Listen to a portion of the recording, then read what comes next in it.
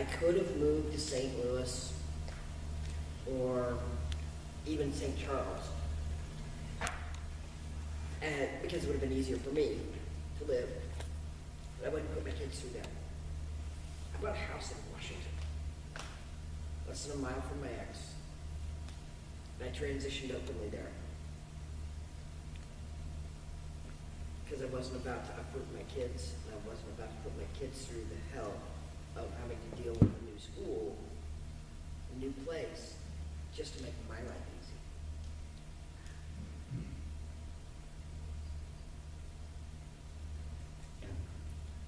A lot of sacrifices involved in coming out. Yes.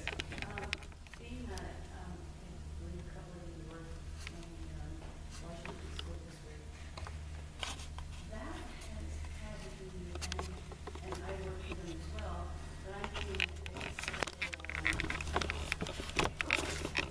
for, in my opinion, a tight area. That has had to be a big change. I mean, a big, as in setting. Well, I wrote an email to LVM, what they call it, Lori Bailey, superintendent, because I didn't see sexual orientation on the discrimination policy. And I was like, what? That needs to happen. And, whatever, I don't care. And especially when I joined the teachers union, I felt like I had a backing behind me. That, well, if any parents do decide to pitch a fit, then I've got some legal help that no matter what, I'm good to go. And so she said, well, if you finished reading your employee handbook, I was like, oh yeah, that employee handbook thing that we all read, yeah, that. She said we added that along with social and economic backgrounds. All of that has been added, and she sent me the cut and paste, and here it all is. And I said, oh, okay. It was kind of like foot and mouth. Oops, I didn't read the stuff that you actually gave us. And then I said, well, I love teaching in the school district even more now. And then she said that made my day. So she was really awesome about it. And I teach in Marthasville and Augusta. Talk about small town. Yeah, talk about Marthasville of all places too. And nothing against it. I love Marthasville, but it's a farm town. You know, they pretty much cancel in November for deer season. You know, it's a small town, and it's great. But when I got engaged, they had these like little shout outs, like, yay, you know, so and so is grandma's coming in town. So I told them, well, I got engaged, and so they announced it to the whole school, and Mr. Greife got engaged, and yay. I had a lot of students ask me like, what's her name? I'm like, well, it's not a she, it's a he, and his name is Scott, and then just like their faces. And I came back to the principal a few weeks later, go, okay, what kind of trouble am I in right now? Because I've got to be in some major, how many phone calls have you got? And she said, I haven't heard a word. So if they're all talking, I'm sure they're talking, on their back porches about it. But other than that, no. I mean, it has been nothing but accepting and cool, great. You're looking at you as you're a good teacher, so good for you. So yeah, but no, it's been really great. If I can add something to that, I noticed you did, and I feel like this is a really important thing. Congratulations, by the way. Thank you. Thank you. I noticed whenever you were talking about like social economic status, sexual orientation, there was no gender identity. Right, exactly. And I feel like that is sort of a problem with a lot of discrimination ordinances as far as like schools and just general social norms, to tell you the truth, because that's kind of something people have come to accept, the fact that some women like women, some men like men. Absolutely. And that's our next challenge. Yeah, that's absolutely awesome, and I'm so happy for that. The fact that marriage equality is a thing, that's something that I've been fighting for since I can remember, because I knew I was a queer person in a young age. But something that is really starting to take hold, and that wasn't really talked a whole lot before, is gender identity. And so, while it is like totally, completely important to include sexual orientation, I just feel like a lot of times, it just feels like a lot of times there's this big LGBT group, and then like we have to really push for the T to get heard in a lot of environments, and that's no one's fault. It's just the people around us kind of have to And to us and say they exist. to play a little devil's advocate, I don't know if that's necessarily a bad thing. And I'm not saying that it's fine, like, keep the tea when we all come together, but I think it starts to hurt us in our movement a little bit because people then just correlate sexual orientation and gender identity as the same thing, and it's not the same thing at all. And I'm sure we can all agree with that, but when the outside world thinks of it as, oh, well, it's all the same thing. A lesbian and a trans man is the same thing. They just, whatever. And it's not. So, yeah, I mean, I'm all about it, like, let's all come together, but I don't know if that's necessarily a bad thing that we are starting to branch off of, like, yes, there is sexual orientation and there is gender identity. Not only for, I think the T of LGBT is our next biggest hurdle. I think we've come light years in the last 10 years for gays and lesbians, but what we've really got to work on is trans rights, and the other one that we always forget is bisexual rights. Absolutely. So many times bisexual rights are treated as, oh, you're just transitioning. We joke about it all the time, especially as gay men. Oh, you're a bi man, yeah, right. You just, yeah, oh, I was too, and that's not right. There are really rights, it's respect.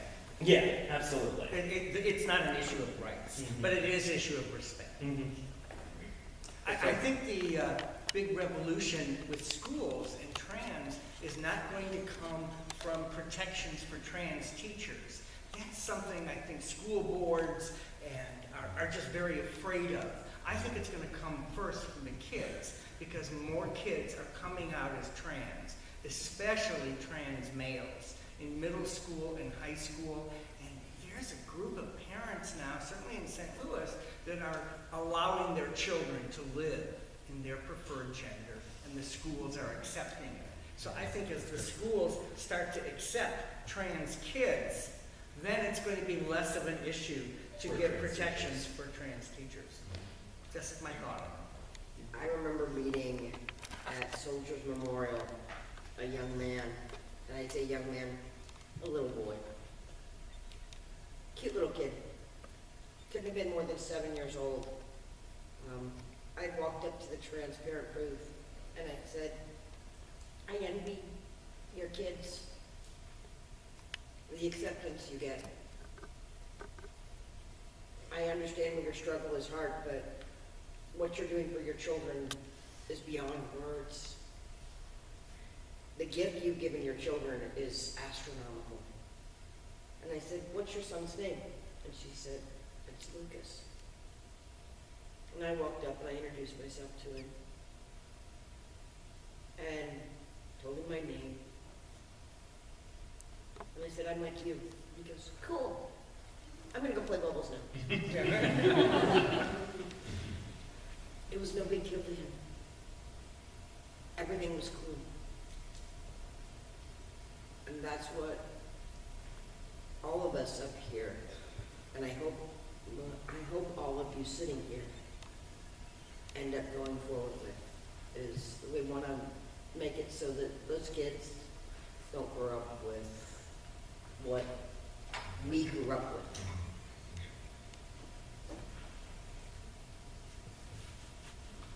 Any other questions? Oh, wow.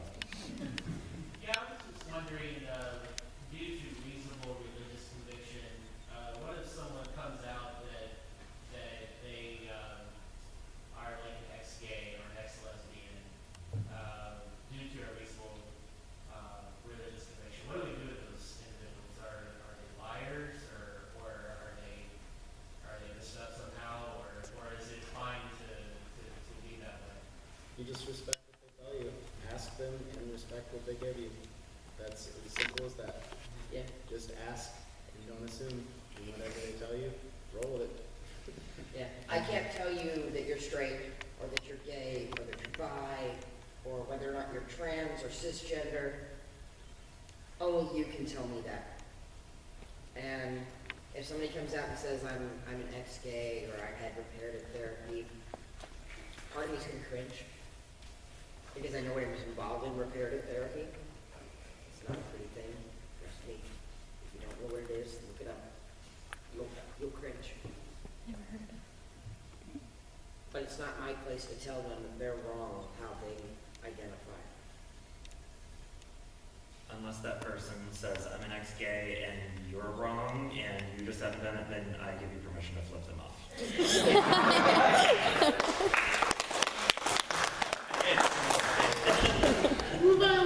You don't have permission to flip anybody. I mean, I know I've had a few students and friends and colleagues and people come up and just ask me, you know, what do I call myself, or what do I say? And I just say, yeah, exactly. I was like, dude, I'm awesome. I don't know what else to say to you. Like, I don't see why we need to pigeonhole ourselves into a label. I certainly don't do that. I've never done that. I mean, even as a kid, my parents had 2 children. I've always had my hair this short. So walking around in Eastern Kentucky at all the little gun stores with my dad, my little brother, you know, they always said, oh, Kurt, your sons are so cute. And my dad would say, thanks, and we'd move on because we didn't care about the label. And I don't care about the label at all. My students call me Chris in class. They do not call me Miss Swanson unless, I feel like I'm in trouble when they call me Miss Swanson. But like, we don't do that because I don't think about the label. I'm there to teach them, to help them, to work with them, but I'm not there to put labels on anybody, including myself. So. But, you know, that works for you. But I think people need to make sense of themselves and to make sense of the world. And even though the labels are an imperfect fit with reality, because yes, reality is much more complex than our labels, we got to begin with some approximation to make sense. And then we have to allow for the expansion of any label, beyond the label. But I think it's a mistake to think labels don't matter, we're all just people. Well, that's all well and good, but you got to make sense of yourself, where you fit in, and we have to make sense of other people. All right, next question. David, Hi. I have 2 questions for you, and if that's okay, I don't that's somewhat important. But talking about what you said earlier about how transgender is really like the next big hurdle to jump to. I wonder how you feel about the recent like transgender representation in media, like most notably probably Orange is the New Black is probably what everybody knows. Okay, what time is it? I was counting down the minutes until someone referenced that show. I'm just kidding. Please continue. I'm sorry. Yeah, just how do you feel about that? Oh, okay. How do I feel about it? It's awesome. Like, it's really cool. I love that not only is Laverne Cox on that show, which is awesome because the only other trans women I've seen in media was, I don't know, Lois Einhorn in Ace Ventura, you know, like, or someone in or Buffalo Bill in Silence of the Lambs. I mean, so the fact that we have a trans character who is being treated like a human being in a women's prison, you know, even though she's like a felon, you know, she's in a women's prison being treated with, you know, respect among her peers. That's fantastic. And then also we're starting to see characters like, I don't know what a character name is on the show, honestly, because I don't watch it.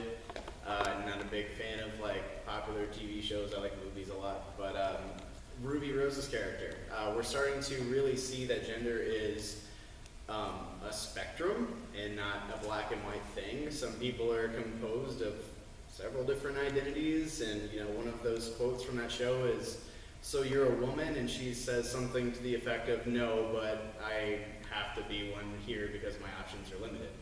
And I think that just blew a lot of people's minds, you know. And the fact that she's an attractive person, it was kind of like, who is this new gender outlaw, you know, that kind of thing. So I really am loving all the exposure that we're getting, because I was telling Jill earlier, it's like we formed a little crack into the mainstream, and then we blew it open, you know. And so now we're able to talk about things that we weren't able to talk about before. And some people are getting a little tired of it, but we kind of got tired of not being able to talk about it, so we're a little bit ready to talk about it. So the fact that we have so much representation is wonderful. It's making people feel like they're people. I know for me, like, just I found Laura Jane Grace and found someone to relate to, because even in the punk community, there was a lot of misogyny, there was a lot of like transphobia. So, you know, to find myself in representation in someone else, that was a very powerful thing for me. So for someone to see a character that sort of breaks the rules of gender, what it means to be a man or woman, you know, I think that's wonderful for us. And I know I've enjoyed it. It's been pretty cool. And also, most people in society can see a difference from, here's Orange is the New Black, this character that is living as a trans woman, and RuPaul. You know, it's like, well, it's not the same. You know, drag queen is not the same as trans woman. And they get that now, or at least it's easier for them to get that. To me, the bigger issue is how, and we're seeing it, how important it is for people to see their world represented in art, whether it's music, film, TV, photography, plays. You know, we've got a lot of theater people up here. Everybody is thirsty to see themselves. Of course, when you're white and in the mainstream, you don't think about that because you're seeing your world all the time. But I'm old enough to remember when black people weren't on television. And I was living in the South at the time in Atlanta in high school, 1962. And I remember kids in my high school saying things like, "What are they doing on TV?" like TV was their medium. And that sounds so crazy today. But that was the world in 1962. And yet today, when same-sex couples are in television commercials, there are lots of people out there saying, what are they doing in a commercial? And yet, we have to be visible. And that's what changes people. But we also have to respect that need for every people to want to see themselves reflected in art. Certainly that was a big issue for my son, and he's created artwork in which he gives voice to these marginalized groups, because he believes that's how we change the world as well.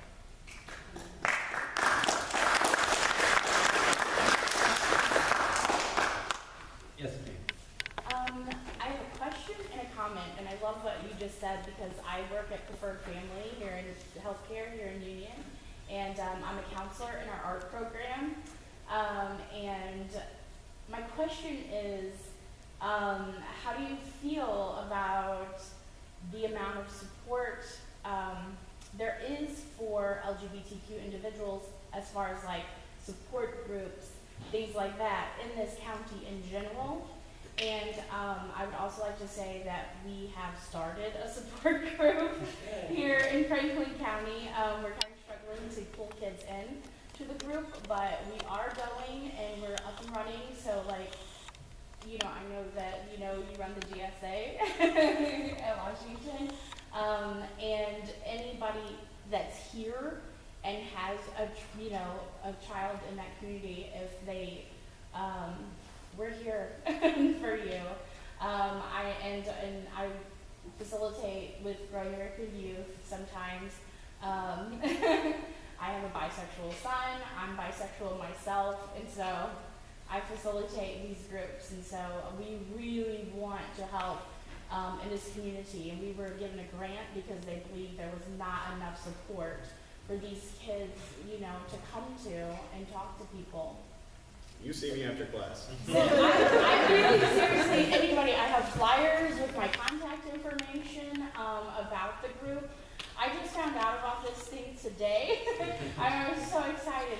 But how do you guys feel who are in this county about the lack of resources in this county? I'm not in this county, but I just want to say that starting a T-Flag chapter is as simple as having two people who are interested in starting a chapter. Okay. It doesn't cost any money. Just Okay. contact pflag.org and Yes. they send you some paperwork, and all you really need is just a place to Yeah, meet. I have several LGBTQ clients who I know their parents would be very interested in that, and they have said that it's been a great help having someone to help even the parents, you know, cope with their children coming out. Like you said, I have so many clients come out to me as the first person